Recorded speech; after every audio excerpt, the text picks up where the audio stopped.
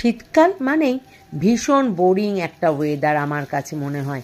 হ্যাঁ, এটা হয়তো আপনারা বলবেন, তোর শীতকালে তো খেয়ে আরাম, ঘুরে আরাম, এটা ঠিক কথাই।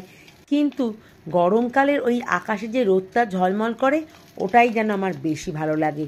শীতকাল আসলেই আমার যেন কেমন একটা ঝিমুনি ঝিমুনি লাগে, বলা যেতে পারে আমি ভীষণ পরিমাণে ডিপ্রেসড হয়ে যাই। কেন কে জানে, হয়তো এই তাড়াতাড়ি সন্ধ্যা হয়ে যায় বলে, না কি বুঝতে পারি না। গরমকালের থেকে অনেক ভালো। হয়তো গরমে কষ্ট হয় ঠিক কথা, কিন্তু ওই যে ঝলমলে একটা আকাশে রোদ দেখা যায়, কি ভালো যে আমার লাগে।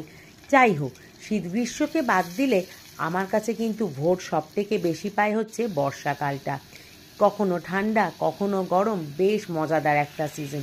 আপনারা কিন্তু কমেন্টে অবশ্যই জানাবেন আপনাদের কোন সিজনটা ভালো লাগে। কিন্তু কি আর করা যাবে, যতই বোর লাগুক না কেন, পেট তো আর সে কথা মানবে না। তাই জন্য রান্নাঘরে আসতেই হলো, রান্না তো করতেই হবে। আর রান্না যাই করি না কেন, সব থেকে খেতে বিরক্ত লাগছিল আমার, কোনো কিছুই যেন মুখে স্বাদ পাচ্ছিলাম না। চলুন দেখা যাক আজ কী রান্না করেছিলাম। ভাত, এখানে উচ্ছে দিয়ে বেশ ঘন করে ডাল, ঝাল ঝাল করে ওই মাছের ডিমের বড়া, তার সাথে বেগুন ভাজা, ছিল হচ্ছে কাতলা মাছ ভাপা। এই রেসিপিটা তো আমার চ্যানেলে আছেই, বড় ভিডিওতে দেওয়া আছে, আপনারা চাইলে দেখে নিতে পারেন। আর তার সাথে ছিল হচ্ছে একেবারে গরম গরম ধোঁয়া ওঠা হালকা পাতলা একটা মাছের ঝোল। আমার তো এটাই একটু যা ভালো লাগছিল। যাই হোক, আজকে আসি, আবার কথা হবে, দেখা হবে আগামীকালকে।